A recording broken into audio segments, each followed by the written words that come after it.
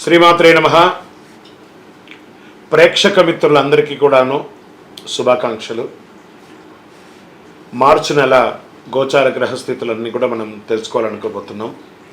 ఈ 12 రాసులకి ఎలా ఉండబోతున్నాయి, ప్రతి ఒక్కరికి కూడాను మేము తయారు చేసినటువంటి యొక్క ప్రిడిక్షన్ ఏదైతే మేము ఉన్నామో అందరూ బాగుండాలని అన్ని వర్గాల వాళ్ళని దృష్టిలో పెట్టుకొని గోచార గ్రహస్థితి ప్రకారంగా ప్రిడిక్షన్స్ అనేది ఇవ్వడం జరుగుతుంది. ఈ జాతకం అనేది మీ యొక్క వ్యక్తిగత జీవితానికి ఒక 40% మాత్రమే వర్తిస్తుంది.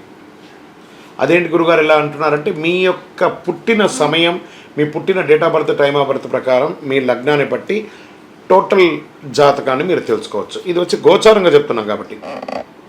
సరే, ఈ గ్రహస్థితులంతా కూడా ప్రతి ఒక్కరికి కూడా కొన్ని ఆశలు, నాకు ఉద్యోగం వస్తుందా, నాకు వ్యాపారం బాగుంటుందా, నాకు పెళ్లి జరుగుతుందా, ఇవన్నీ కూడా ఉన్నాయి కదా. చాలా క్వశ్చన్స్ అన్నీ ఉంటాయి. వాటన్నిటికీ కూడాను ఇదొక రిలీఫ్గా ఉంటుంది అని చెప్పగలుగుతున్నాను. తర్వాత మీ యొక్క జాతకం తెలుసుకోవాలనుకుంటున్న వాళ్ళు చాలామంది మమ్మల్ని సంప్రదిస్తున్నారు, చూస్తారా. ఓన్లీ వాట్సాప్ చేయకండి, కాల్ చేయకండి దయచేసి. వాట్సాప్ చూసిన తర్వాత మా అడ్మిన్ మీకు రిప్లై ఇస్తారు, అదొకటి. తర్వాత 21 సంవత్సరాల లోపు ఉన్న పిల్లలు దయచేసి జాతకం గురించి తెలుసుకోకండి. మీరు చదవండి, చదివి అభివృద్ధిలోకి రండి. 61 సంవత్సరాలు షష్ఠి పూర్తి అయిన తర్వాత ఉన్నవాళ్ళు మీరు అన్నింటినీ జీవితంలో చూశారు కాబట్టి మీకు జాతకం అక్కర్లేదండి. మీరు భగవంతుని ఆశీర్వాదం పొందినవాళ్ళు. అండ్ అడిగేవాళ్ళు ఇల్లీగల్ క్వశ్చన్స్ ఏది అడగకూడదు. మీ ఫినాన్షియల్ అప్పులు బాగైపోయిందని అని అంతా కూడా అలాంటివి అడగకండి. మీ జీవితంలో ఎదగడానికి వృత్తి వ్యాపారం గురించి అడగండి, అదొకటి. తర్వాత జాతకం పడుతున్న వర్షానికి ఒక గొడుగు మాత్రమే, కానీ జాతకం జీవితం కాదు. మీరు మిమ్మల్ని నమ్మండి, మీ ఇష్టదైవం కులదైవాన్ని నమ్మండి, జాతకం కూడా సహకరిస్తుంది. విజయోస్తు.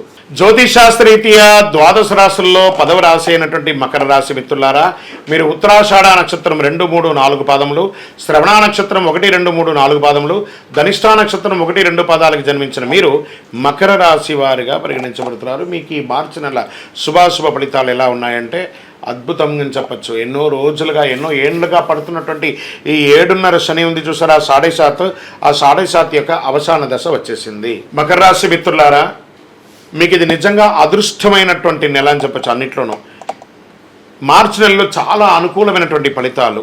ఎందుకంటే 7.5 శని, 7.5 శని మీకు తొలగబోతుంది మార్చి 27కి.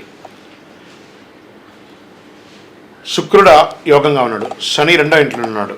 ఈ నెల 7.5 శని తొలగడంతో పాటు కుజుడు ఈ నెల చాలా అనుకూలంగా ఉన్నాడని కూడా చెప్పచ్చు. మీ ఆరోగ్యాన్ని కాపాడే బాధ్యతను సూర్య భగవానుడు తీసుకుంటున్నాడు. 1, 2 శుభవార్తలు వినే అవకాశాలు అద్భుతంగా ఉన్నాయి. ఆదాయ పరిస్థితి చాలా అనుకూలంగా ఉంటుంది. విదేశాలకు వెళ్ళాలనుకున్న వాళ్ళకి ఇది ఒక మంచి సమయం. మీ వీసాలు ఏమైనా స్టక్ అయి ఉంటే అది దొరుకుతుంది.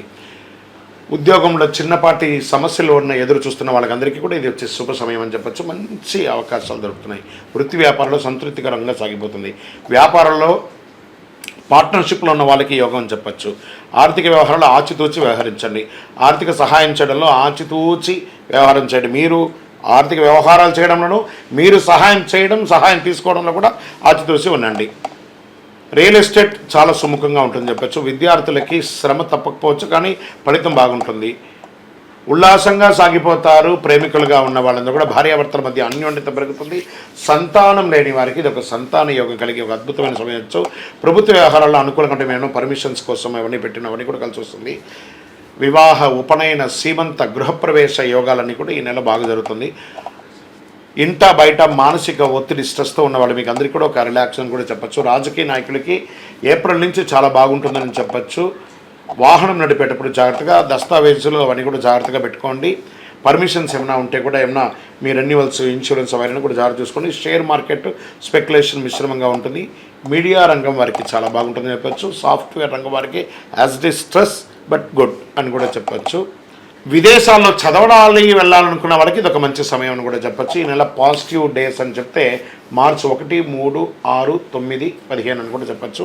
చంద్రాష్టమం 12/3/2025 2:15 ఉదయం నుండి 14/3/2025 12:56 మధ్యాహ్నం వరకు మీకు చంద్రాష్టం ఉంటుంది. ఈ సమయంలో కాస్త జాగ్రత్తగా ఉండండి. అదృష్ట సంఖ్య 6, 7 అని చెప్పచ్చు. పరిహారం శుక్రవారం సప్తసతి పారాయణం చేయండి, అమ్మవారికి చండీ పారాయణం చేయండి, శనివారం ఇంటి ఇలవేల్పని ప్రార్థన చేయండి. అతి శక్తివంతమైనటువంటి కరుంగాళి మాలను ధరించి ఆయురారోగ్య ఐశ్వర్య భోగభాగ్యాలను పొందండి. ఇంకను మీ వయస్సు ఎంత ఉందో ఆ సంఖ్యతో మీ ఇంటి ఇలవేల్పు దగ్గర దీపం వెలిగించి నువ్వుల నూనెతో ఆరోగ్యంగా ఉండండి, ఐశ్వర్యంగా ఉండండి. విజయోస్తు. స్వామి శరణమయ్యప్ప. అందరికీ అయ్యప్ప స్వామి వారి యొక్క విశిష్టతలంతా కూడా మనం గత కొన్ని నెలలుగా చెప్పుకుంటూ వచ్చాం కదా. శబరిమలలో ఈ సంవత్సరం చాలా అద్భుతమైనటువంటి పూజలన్నీ కూడా జరిగింది. ఏ విధమైనటువంటి ఇబ్బంది కలగకుండా జరిగింది. మీ అందరికీ ఇదొక ఆహ్వానంగా పలుకుతున్నాం.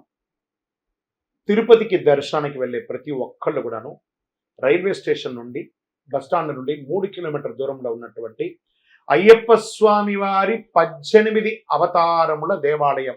ఇది ప్రపంచంలోనే మొట్టమొదటి దేవాలయం అండి.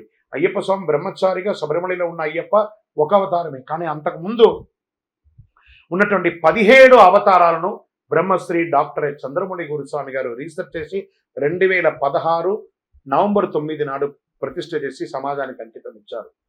మాల వేసుకున్న ప్రతి భక్తులు లేదా ప్రతి భక్తులు కూడా ప్రపంచంలో చూడవలసినటువంటి ఒక అద్భుతమైనటువంటి క్షేత్రం. 27 దేవాలయాలు ఒకటే ప్రాంగణంలో ఉంటుంది, 18 అవతారాలుగా. రండి, దర్శనం చేసుకోండి. మరియు అతి త్వరలో అశ్విని పర్యంతం రేవతి అభిజిత్ నక్షత్రాలకు 28 నక్షత్రాలకు ప్రపంచంలో ఎక్కడ లేదు, మన దేవాలయంలో ఆ నక్షత్ర దేవాలయాన్ని నిర్మించబోతున్నాం. ఏ నక్షత్రానికి ఆ నక్షత్రం ప్రదక్షిణం చేసుకోవచ్చు. అతి త్వరలో ఆ యొక్క ఫొటోస్తో సహా అవన్నీ కూడా మీకు పెట్టడం జరుగుతుంది.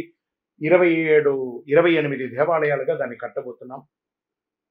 ఆధ్యాత్మిక ప్రపంచంలో ఉన్నటువంటి భగవద్బంధువులందరూ దేవాలయాన్ని దర్శనం చేసుకోండి. ఉదయం 6 నుంచి 11 గంటల వరకు, సాయంత్రం 5 నుంచి 8 గంటల వరకు ఈ యొక్క దర్శనం ఉంటుంది. జీవకోన అనే ఒక ప్రాంతంలో జీవలింగేశ్వర స్వామి సన్నిధానంలో 365 రోజులు శివుని మీద నీళ్లు పడుతున్నటువంటి ప్రాంతం కాబట్టి దాన్ని జీవకోన అంటారు. అందులో ఈ యొక్క దేవాలయం ఉంటుంది. తప్పకుండా రండి, దర్శనం చేసుకోండి, స్వామివారి అనుగ్రహం పొందండి. జీవితంలో పుట్టినందుకు ఒక్కసారైనా శబరిమలకి వెళ్ళాలి అని అంటారు చూసారా. మనకు ఆ స్వామివారి అనుగ్రహం ఉంటేనే ఆ ప్రాంతంలో మనం అడుగు పెట్టగలం. శరణమయ్యప్ప. చంద్రమౌళి వెంకటేశ్వర.